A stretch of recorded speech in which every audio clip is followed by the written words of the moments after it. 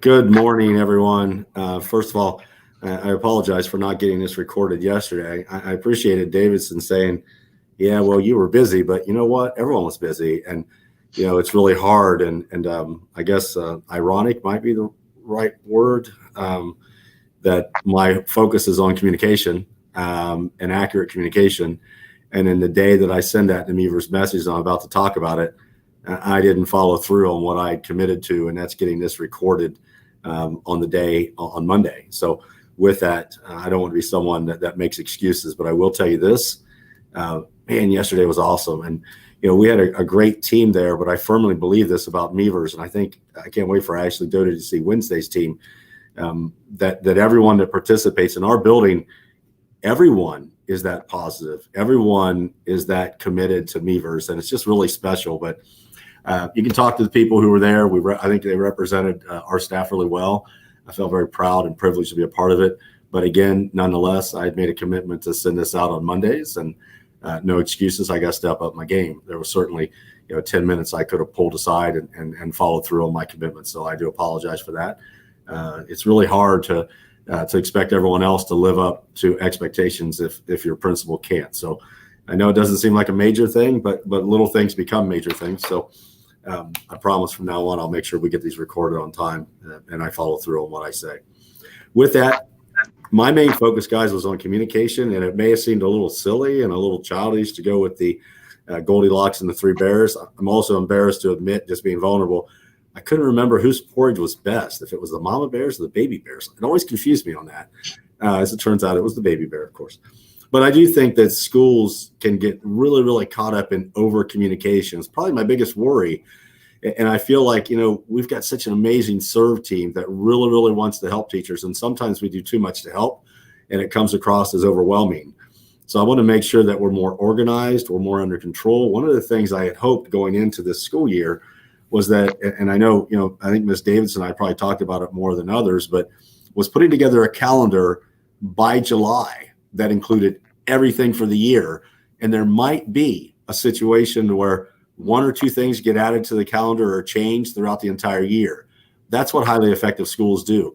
It's really hard to try to create that during a pandemic, and a year that has so much change to really work to be consistent. What I'm really impressed with Mevers is, even in a pandemic where other schools are becoming less focused and struggling to be organized, we've actually worked on becoming even more organized than we were last year, but still not to the point where we want to be in a normal year, where the calendar is actually done, finished, complete, except for the strangest of occurrences during the summer.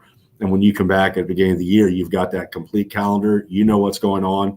You've got that peace of mind, and our parents have the entire school year planned out. So we will get there, but sadly, God willing, that'll be next year. Probably this year, it'll still have to be a little more ambiguous, but we can certainly tighten things up.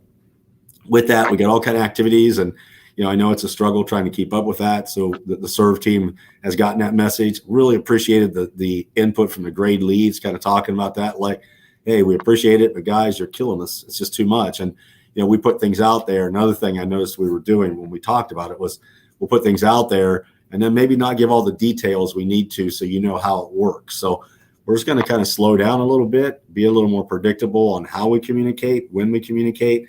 What really got me thinking about this was there was one day where one of the teachers said something about getting a lot of emails, and I realized I think that day there were 11 different emails that were all staff emails from people who had all staff. So on top of all the other emails that you're getting, you had 11 from the serve team, and that's not counting any you might have got separately from someone else. And that's just too much. We've got to be more effective on communication and really think about, is this urgent? Is it not urgent?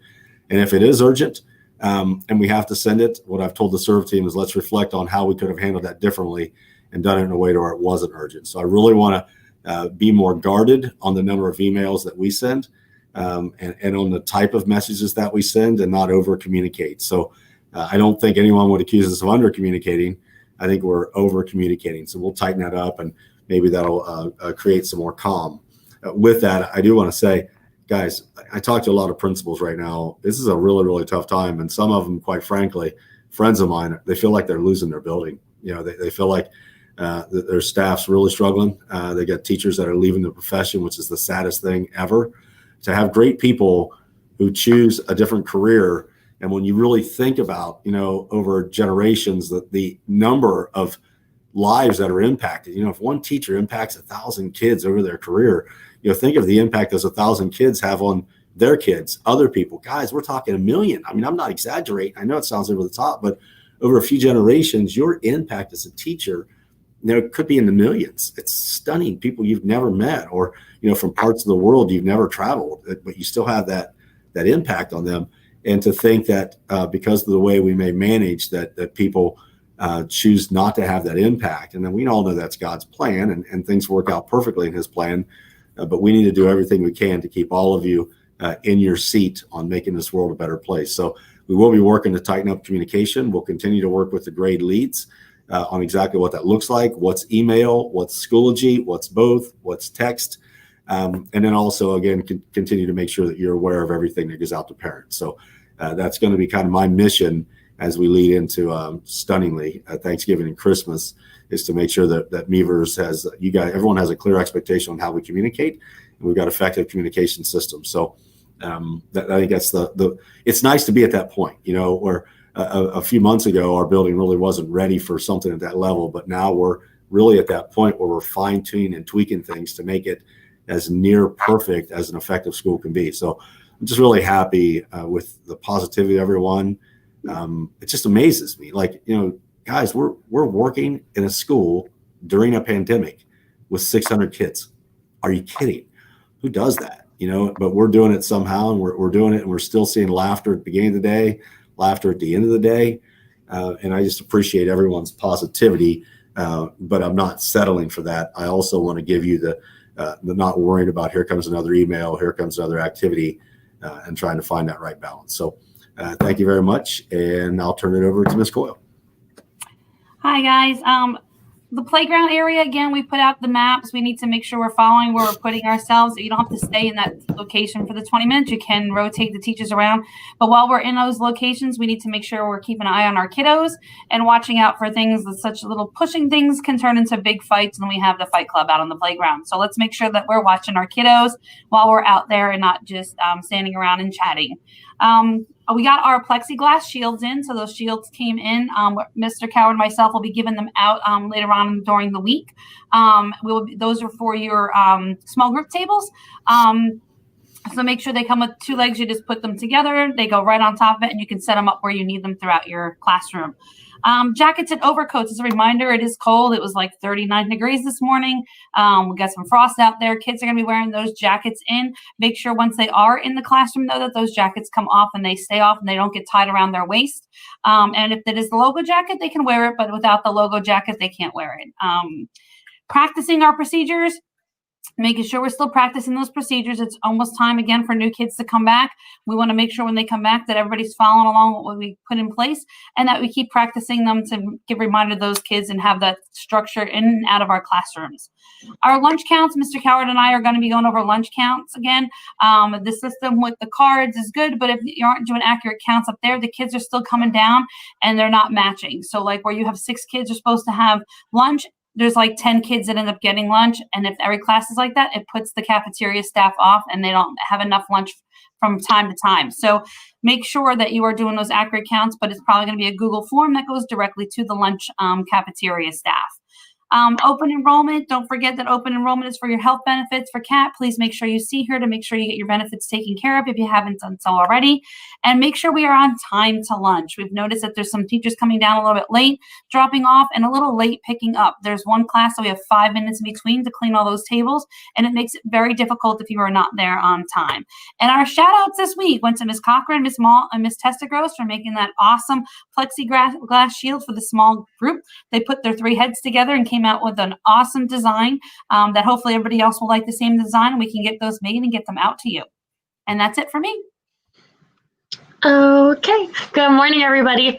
So just really quick, I put kind of an explanation of how PLCs are going to work this week, but I do want to explain it so you can get an idea. We, as the SERV team, have really enjoyed going into all your classrooms. We've seen some amazing ideas, and we would really love others to see those amazing ideas too. Teaching can be a very isolating career, and I can say that I've learned the most from getting to team teach or getting to observe other teachers. There's nothing like seeing it in action to really help you. So this week, instead of having our normal PLC where we sit down and discuss something or talk about something, we'd like you to use that time to get into somebody else's classroom. We're asking you to go to somebody else, maybe a grade below, maybe a grade above, for about 15 to 20 minutes, just to observe, look around their classroom, see their teaching, get some ideas, celebrate that teacher, whether it's a friend or somebody that you haven't got to interact with a lot. Just so that we can make sure that everybody's comfortable, I've put little hooks on, let me find one, little hooks on the door, and there's going to be a sign. On one side it says, come on in, welcome, and the other says, not today. So you can change that sign to each day. Maybe on Wednesday, you want people to come in, but on Thursday, you're like, not feeling it. You can go ahead and change that. And then in your mailbox is going to be a sheet of paper. It'll have a line down the middle. Half of that paper is going to go to the teacher that you observe, and the other half is going to go to the serve team. You can place it in the coach's room for us. And it's just going to be a celebration. Just write out who you came to visit, maybe what you saw, a takeaway. And we're hoping that that'll get you a chance to really see the awesome things that are going on in the building, and maybe somebody can come see the awesome things that you're doing as well. On top of that, class elections are continuing to go on. Yesterday, I saw some really cool voting booths. Miss Williams had a little parade with all the little flags. So it was really awesome. I heard some students talking about, at the lunchroom, talking about being president and maybe bribing some people with donuts. So it was really cool to see that. Just get your names to Miss Tooth or myself this week, next week, whenever you can. Next week is Veterans Day. We're going to be doing muffins for military, a drive-through, and we'd like to accompany that muffin with a note. So we've put a template. If you have some time, maybe in a center, have your students write a thank you note to a veteran. Again, optional, not required. And then tutoring. Please make sure you walk students down to the front office after your tutoring session. Parents were asked to meet you there, and then you no longer have to use the tutoring Excel timesheet. You're going to print the attached PDF that was in the Schoology post, and you'll submit that to CAT. Lastly, just moving into next week, the PTC is hosting a Thanksgiving basket drive. So if you have any students you think may need a basket or would benefit from that, please send that first last name to Miss Nurse Shannon. And two more things. On Friday, the PTC is hosting a cookout for our teachers, so make sure it won't be pizza, pour-day pizza, but we will have burgers, hot dogs, all that. So just hop out to the car loop on Friday during your lunchtime. And then more food on Friday, November 13th is Food Truck Friday. We're going to have taco in a bag, so just make sure you click that link and you pre-order. And that's all for me.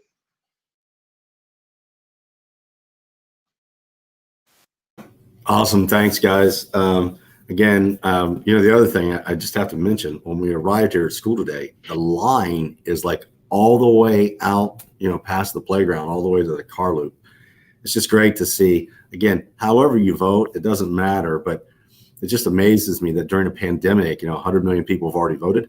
I was thinking that maybe because of that, we wouldn't see the kind of lines that we saw, but in all of my years, I've really never seen this type of participation, and that's really what a true democracy is. So sometimes, even in challenging times, it gives us a chance to see some silver lining. It was just exciting to see two reasons. One, just from a former social studies teacher perspective, just to see democracy in action. Two, all those people are getting a chance to come in and see our building, which I love that. And I think that's pretty cool. And the place looks great. So with that, guys, have a blessed remainder of the day and a great rest of the week with some exciting things going on. Take care. Bye.